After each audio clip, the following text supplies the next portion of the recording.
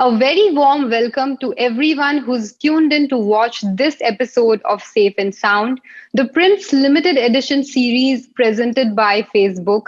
In this series, we are talking about various aspects of the post COVID world. And in this particular episode, we are going to talk about education system. And who better to talk about education other than two teachers, educationists, people who've seen students grow in front of their eyes. So I have with me Dr. Amita Wattal, Principal Springdale School, a renowned educationist. So welcome, Dr. Wattal. Thank you very much, Kritika. Happy New Year. Happy New Year to you too, ma'am. My other guest is Dr. Bhushan Patwardhan, who's currently the Vice Chairman of the University Grants Commission, and he's also Professor Savitribai Phule, Pune University. Welcome, sir. Sir, ma'am, both of you, I would like to begin this session by starting with a very basic question. Even before the academic session 2020-21 began, we were faced with this huge crisis, the COVID, an unseen kind of situation which completely threw everything off gear. And one of the biggest sectors that were impacted because of this is the education system. Nobody knew what to do. The schools had to run online. Initially, people thought it's just a matter of few months, but now it's been almost a year. Schools, colleges, everything is running online. So how did you all cope up with it? I would like to start with the school first. Ma'am, would you like to tell our viewers, how did you all cope up with it? How did you all understand that this is going to be there for a long time? This is not for a short stint. Actually, Kritika, I think that's a wonderful question because it immediately sort of takes us back to where this whole issue started. And I think mindsets change in traumatic situations, and the pandemic trauma had really affected the teaching community in a very big way. In fact, March 20th was a sort of I would say it was a watershed in the lives of the teaching community. I mean, we had to reset, rewire the entire teaching brain to see how we could transact learning in our classrooms, and a completely different kind of learning that we had to do. And this itself created situation because no one really knew what it was that we were going to face. What is it that we were grappling with? It was an uncertain, hidden enemy that we were not aware of. All we knew is that there was no access to children. In spite of whatever schools may be, they may be highly technological schools, but at the end of the day, India was not ready for this kind of hiatus as far as, because we don't have that kind of technological wherewithal, leave alone in rural India where it is absolutely nothing. Even in urban India, very few schools had that kind. And so one had to really sit together and put our minds together because we did not want learning to leave. Essentially, we started off with recording videos and putting them up and uploading them on different channels and uploading them on our websites and sending children screenshots of their printout sheets and so on. So it was a very basic kind of a movement that we had. But between the 20th and the 1st of April, we sort of reinvented ourselves and launched ourselves by the 8th of April, starting off with online classrooms. Thereby hangs another tale, and I will leave it to my respected next speaker to speak about it. Thank you. Sir, the same question to you, sir, Mr. Patwardhan. How did you all see this panning out in colleges? Because UGC also formed a panel, a committee to look into the challenges and prepare the next academic calendar.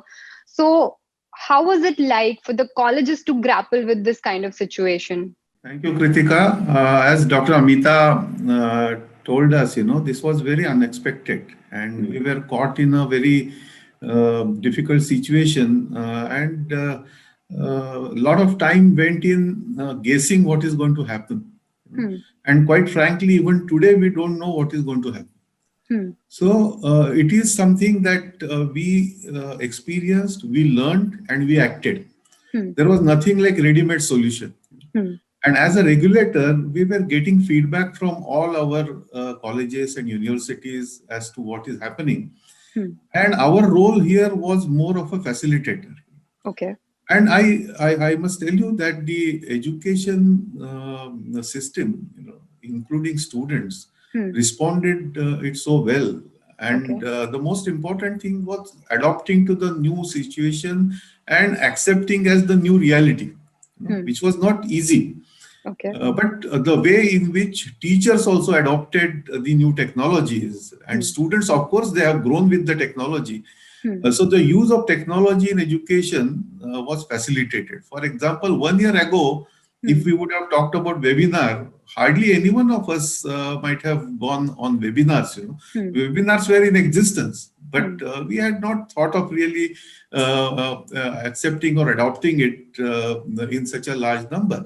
And the speed at which students and teachers have adopted is admirable, means as compared to many other countries, because we have seen what happened in other countries as well. The Indian community has responded it very, very responsibly and very well. So a lot of education without interruption, I would say, in many places actually happened. I must tell you that many colleges and universities in remote areas, rural areas, underserved areas do suffer because the access was issue.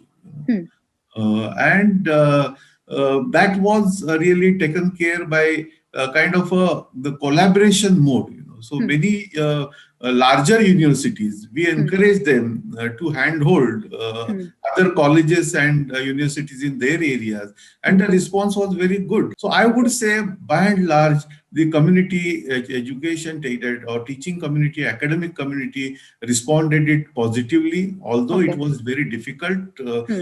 We have not achieved whatever we wanted to achieve fully, but at least we started taking steps in right direction. And I hope that this will continue, because even today, I cannot tell you that when this is going to be resolved completely. So, ma'am, we spoke about the academics and teachers and faculty, how they reacted. I want to know from the both of you, how did the parents and students reacted to it? Especially a lot of parents, I've done stories also, and I have heard from parents, they started complaining about the fee, especially with schools, and why should we pay this fee, that fee? And at the same time, schools also have their own obligations. They have to pay the staff and everything. So how did you all manage the parents, first of all, with regards to this new change? It's a completely new thing. Nobody has seen, schools going online for such a long time. So how did you all make the parents understand this? First thing, then second thing, let's talk about the parents first, then maybe I'll come to the students. It is actually a very personalized thing. And I think you cannot sort of paint every school or every institution with the same brush. I can only talk about myself as a school, because as a school, we're extremely progressive, and we have had at least 800 children from the poorest sections of society who've been with us for the last 40 years. And we are a model for the RTE when it started. So we realized that, we were in the middle of a recession as it was going on. And minimalization was extremely important. And so if we were in the middle of a recession, the issue of taking development fees and taking annual charges did not arise at all. And since all the time we have been giving quality education at affordable rates, we stuck to the formula of only taking the tuition fee, which actually comes to anything between 4,000 and 6,000 rupees a month, which is really very little for a private school. But the way that we have been functioning as a school, because we are a school which is very community oriented, it helped. We were able to pay our teachers, because we thought that it was very, very important that teachers' salary should not get affected, because ultimately they are the backbone. And you will be amazed, Kritika, there's not been a single month where a single parent has not paid. Every single parent has paid the tuition fee, which has allowed me to give the teacher what her salaries are. If she was given that a yearly increment, she got that. If she was given the 10-year increment, she got that. Yes. The DA was something that the government itself had prevented from us giving it to us. So we did not give the DA, because that was a governmental order.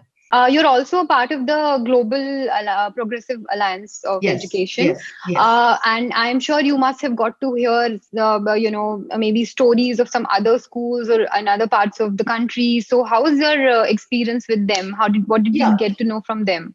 So, I'm a little distressed because globally, teachers, I know that whether it was Australia or whether it was New Zealand or the UK, the teachers' salaries were not affected at all. I will Okay. tell you that. Okay. Because the teachers were working, and you can't take away things from teachers who are working. But yes, in India and in other SAARC nations, that was happening. I noticed that within Delhi itself, there were so many schools in the state of Rajasthan, in the state of, in different states of the country, in UP, teachers were hardly getting any salary. They were getting deductions of 30%, 20% because the schools were 50%, 60%, because schools were saying that they did not get the money. Now that was a rider. Because if you're not going to get the fees, I mean, I know that we have a school in Jaipur that parents are just not paying anything. Okay. From where do we pay the teacher? So accordingly, you see, the tuition fee is gathered to pay the teacher. So when we are not collecting development, we're not collecting annual, the least that the parent can do is give the tuition fee, which should be reasonable. So if the tuition fee also doesn't come in, then I would say if the schools are only collecting tuition fee, and if that doesn't come in, where will they pay the teachers from? But then again, that is where you have to interact with the parent community. There has to be a heart-to-heart connect with them. Because I think that if parents believe that you are a school that is concerned about their child and is not money-making and does not have huge funds lying around, I think the parent understands because they know you over the years and they certainly support you. And sir, off to you, sir. Has UGC encountered issues like this? They were coming up with circulars every now and then that there shouldn't be any increase in fee, undue increase in fee by the colleges. But how are the parents and the students? How were they reacting to it? Anything to do with fee? Again, as a regulator, all India picture, if we take, we have a variety of players in it. We have institutions which are fully funded by government, where picture is little different. Okay. We have institutions which are fully private. And the guidelines which we issued, we had to give guidelines which are common to all. Okay. So we have tried to really give guidelines by which we have tried to kept a balance, because the show must go on. And the fees is going to be one of the major source for many institutions for keeping the things getting in on the run. So we can't really, and most importantly, the education was not interrupted, barring very few weeks. Education was not interrupted. Means they just changed the mode of education, but it continued by and large. Some issues came in wherein there are residential campuses, Okay. So when students are not there in hostel, should you charge hostel fees? Or should you charge mess fees when students are not eating? So all those issues we gave up overall guidelines, and we said that universities should be empowered to take decisions based on the local situation. Okay. So while UGC gave overall guidelines, we ensured that there is flexibility, and at local level, depending on the situation, they are able to take decisions. Okay. And most of the time, responsible universities do take students and parents in confidence before taking. So there is a dialogue. Hardly very few places may be there where some disputes may have arisen, but by and large, they have been settled well. So people have responded to this fairly responsibly and fairly well, so that there were no major issues. How did the students react, ma'am? I'll first come to you because school students, especially the younger ones, are more vulnerable. They've never seen something like this. Obviously, every kid wants to spend time on their mobile phone playing games, but they would have never known that their school would come on their mobile phone. So how did the students react to that? There were two levels of reactions. One was the very young. Okay. And I think that's where the schools came in, because we were involved with a lot of work with them. We were also sending them things at home. We were creating these Jadoo Ki Petis, putting in lots of resources and toys and sending them to their homes. So they had some kind of palpable material. We were online because, you can't be online with very small children all the time. Yeah. So the online timing was also restricted, but we had other resources through which we would, even during the lockdown, send the materials, have it sanitized and send it. So they felt a consistent connect. Of course, here I would say that the parents were extremely supportive because parents, suddenly the home became the school, the whole role reversal took place. And so the parent themselves, and since they were also not going, in fact, in a certain sense, it was, I would say, I wouldn't call it a blessing. This pandemic is not a blessing, but I would certainly say that a lot of parents learned things about their child, which they didn't know earlier, because most of the time the child was, the responsibility of the school. But here the parent actually got to live and work with the child with the support of the school all the time. So the younger ones found it a bit of a picnic. They were making smokeless food with their mums. They were cooking. They were doing games. They were doing jigsaws because the parents also had time. The older ones felt as though, their main milestones had suddenly disappeared. Because you see, they valued so many things. They valued tangible connections, and they felt that they had grown up so fast, and they have grown up much faster than any other generation of this particular age. And they felt, I know that a lot of older students, adolescents, felt triggered, they felt flooded, and they felt overwhelmed by the situation. And I remember one child saying that, what will happen today? And how will I step into tomorrow? And how will my dreams be replaced? What is the stress and anxiety levels? Because they felt that major milestones like the annual day, the sports day, their citations, so many things that children witness suddenly overnight didn't exist. And this particularly was for classes that were moving out like grade 12. Their entire last year in school, which is supposed to be really a very important year for them in terms of who they are, has suddenly disappeared. A time of forging connections, and then they also have their but the school came in. The school came in and worked with them.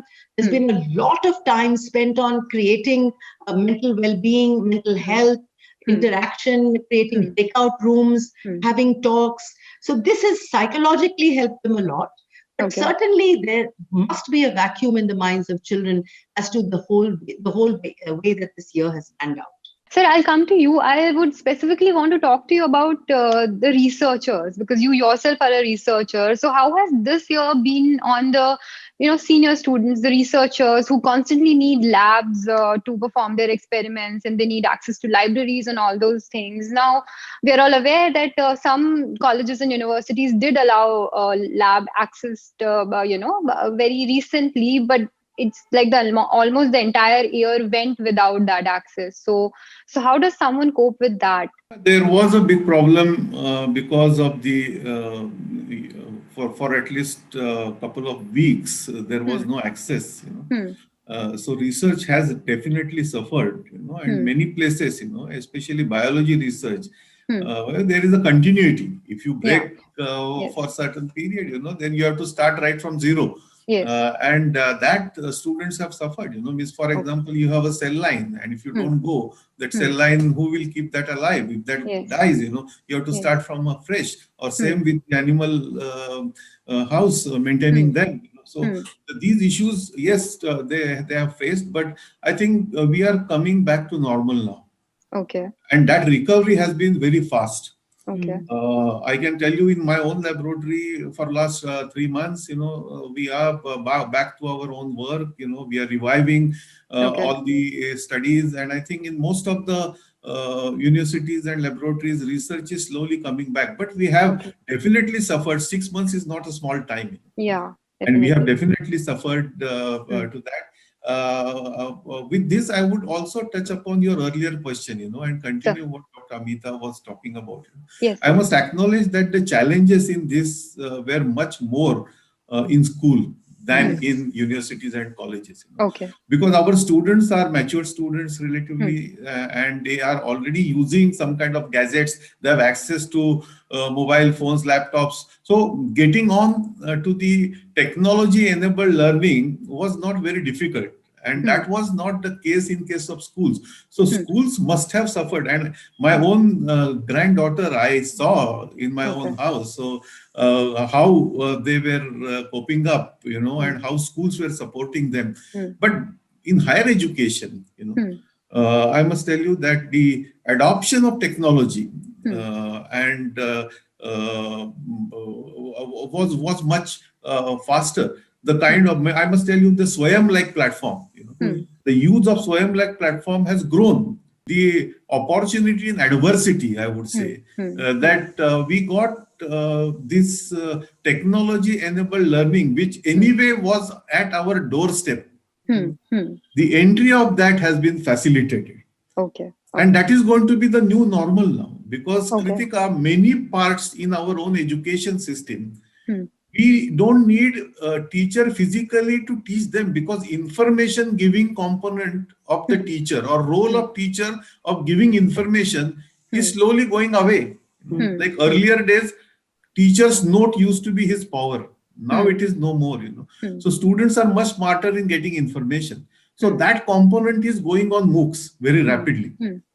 And I think that change is going to be very good for our future. So you will be able to use teachers' time better, effectively, and students also remain in a mode of all-time learning. The other question that I want to ask the both of you is, when do we expect some kind of normalcy to return? Although both of you said earlier that we don't know when will be the new norm. I mean, this seems to be the new normal, and we don't know when normalcy will return. But I would again like to point out this question: do we expect any kind of normalcy in the near future, and when?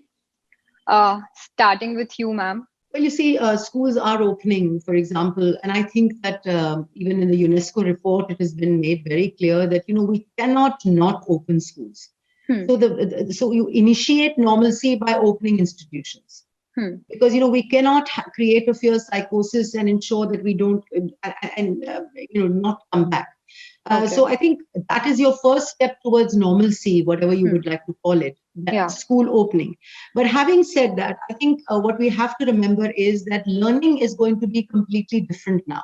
And the blended learning model is going to, as Professor Patwardhan has absolutely rightly put in, that the blended learning model is coming in to stay in a variety of delivery modes. Because there will be, there will be, even like, for example, when children are coming back, there will be some teachers who will continue to stay at home and teach online. And there will be some teachers who will be in school and be working through the practical and through doubt clearing and through other issues. We're also going to be trying to bring in, as mentioned in the circulars that we have received, that we're going to try to bring in some real-time pre-board assessment. But then that all depends upon the attitude of the parents. Because you see, we cannot bring children in until the parent has agreed. As I think very important is that knowledge has to become self-constructed. We've seen this happening. We've seen it in individualized learning, in personalized learning, in asynchronous and synchronistic learning, which we have brought into the school systems.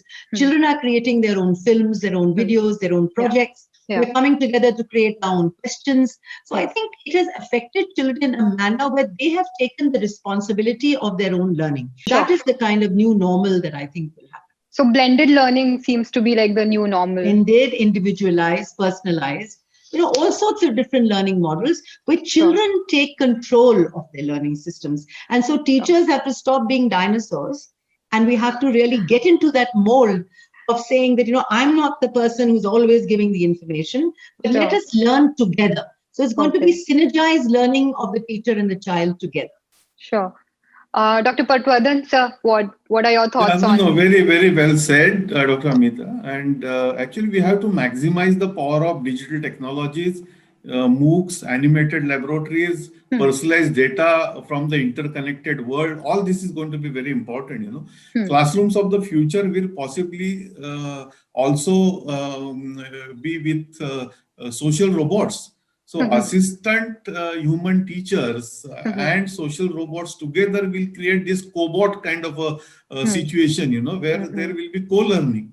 Already AI-based voice-assisted devices such as Siri, Alexa, chatbots like Eliza, or humanoid robots like Asimo, or our own Indian Maitra is in action. Or Microsoft's recent AI-based hologram technology it can actually completely remove the language link problems, and that is going to be one more advantage of us, or the holograph, HoloLens, augmented reality, all these things which we used to actually think of science fictions are going to become our new normal in very near future, So success of Coursera tells us, or edX or MOOCs or Swayam, or all these platforms which are coming up, the increased popularity of virtual classroom, the mobile apps are getting into the learning tools, online programs. These are all indications of disruptive changes which are at our doorstep.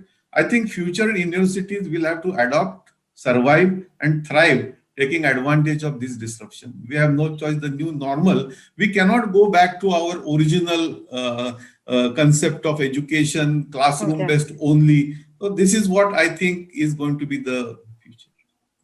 Sure. So as both of you are saying that the new normal, or whenever we are back to normal, it's going to be a blended learning mode, a lot of new learnings that COVID has brought in.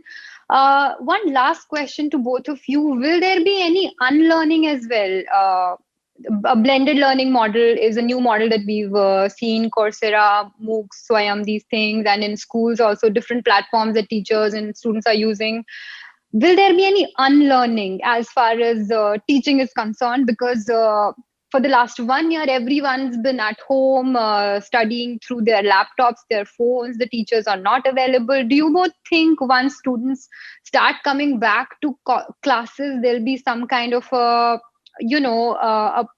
social issues that they might face, that they many students have already started becoming a little unsocial or asocial, as their parents say. So do you both think this is going to be an issue coming in future? Ma'am, what are your thoughts? I think everything is an unlearning. The fact that, I will flip this whole question on its head and say that the fact that you're going to be whatever that Sir has said and whatever that I have mentioned, that itself is an unlearning of the old system and a relearning of the new system. And I think the most important thing is that for once and all, 21st century skills that are always lying in cupboards or in manuals will actually come out. Because you will, so that will be an unlearning, that you stop thinking things are just lying around for webinars and for workshops, but you start using them. And you start using them, and you use them in an extremely aggressive manner. I don't like the word aggressive, but an extremely enthused manner, where you will ensure that compatibility, accessibility, collaboration, communication, dialogue, all these are integral to learning. And I think another very important thing that teachers will have to unlearn is that content is not king anymore. Content is not king. Okay. Yeah. What is important is that how is your child able to cope emotionally, socially, adversarially to situations? Can they cope? Can they make connections? So I think the importance of mental health, the importance of the child's happiness, and the abilities, skills, knowledge, competencies, and values will create the new learning profile of the current century. So, same question to you. Any unlearning do you think we'll have to do once a little normalcy is restored, or once students are back to classroom? Yes, Dr. Amita illustrated it very well. But I will say that first thing, teachers will have to unlearn, and teachers will have to understand that teachers' monopoly to teach is going to dwindle in coming years. In simple terms. Okay. And students will be much more empowered to learn. And we will have to really help them to learn. This big change is going to happen in future. Another big change I see is the amount of online learning, distance education is also going to go up. And that's what we are experiencing now. Therefore, UGC has come out with a combined regulation, combining online regulation and distance education, putting them together. Because now we cannot differentiate what is online and what is distance. So the combined regulations we have already come out with, and students will have opportunity now to get these degrees by earning credits at their own pace. Means the monopoly of academic, that you come to our school or college and this is a 3-year program or this is 4-year program, and you have to complete it as we say. And you have to really reproduce what we tell you in our own question bank and model answers, and that will decide your fate. No, that will not remain now. The criticality, thinking, all these aspects which were missing from our education system, I think in the new normal, they will come back in a big way, and this will be a big benefit for our community, and that will be helping students also to share better and contribute better to the society, rather than getting trapped into this kind of a rote learning mode which we were following for years together. Thank you so much. So 2 really amazing lines that I have drawn from this conversation is and it's really amazing that it comes from 2 teachers themselves. The teachers have to stop being dinosaurs, is what ma'am said, and sir said that the monopoly of teachers in teaching will end. So definitely this is going to be the new normal, is what it seems like. Thank you to the both of you for giving us an all-round perspective of what education post-COVID looks like. Thank you, sir. Thank you, but ma'am. Kritika, one thing I must tell you, that the role of teacher will never end. Of course. Absolutely. Whatever technology comes in, teachers' involvement will never end. How the teacher interacts with the students will change. But teacher cannot be replaced by robots. That is for obviously sure. not, sir. Thank you. Thank you very much. So what I think is, we have to look at learnerology, teachernology within technology. Oh wow, that's a great line, ma'am. Thank you. Thank you. Thank you very much. Namaskar, thank you so much to both of Thank you. you. Namaskar. And thank you, Dr. Amita. Nice to see you. So nice to meet you, sir. Namaskar. Thank you, Kritika.